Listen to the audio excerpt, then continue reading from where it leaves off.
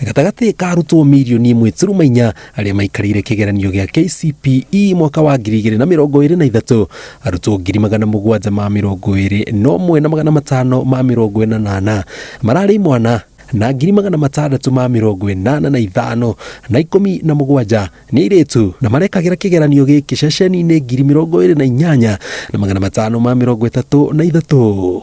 Mũrutwo wa mbere anyitĩte maksi 428 na arĩa manyitĩte maksi 400 kwambatĩra nĩ arutwo 8,523, ona gũtuĩka mũigana wao nĩ wĩikũrũkĩte gũkĩringithanio na mwaka mũhĩtũku wa 2022, amu mwaka ũcio marĩ arutwo 9,443.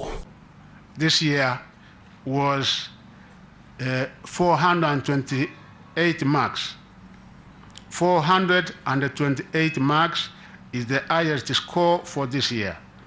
I wish to commend the candidates and all officials for ensuring that the integrity and the credibility of the 2023 KCPE examination remained high.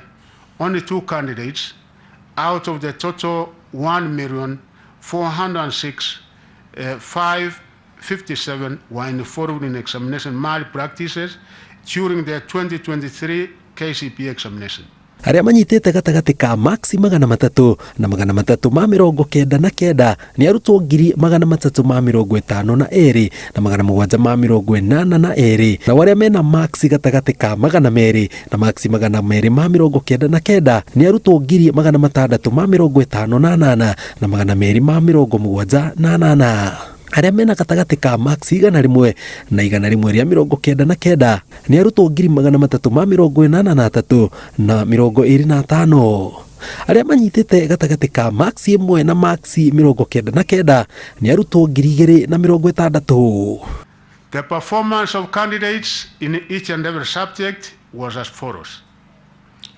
The 2 papers, English language and the Kenyan Sign Language, composition recorded an improvement in performance in the year 2023 compared with the year 2022, while 8 other papers, English composition, Kiswahili Insa, Kenya Sign Language, Mathematics, Science, Social Studies, and Religious Education, recorded a slight drop in performance in the year 2023 compared to the year 2022.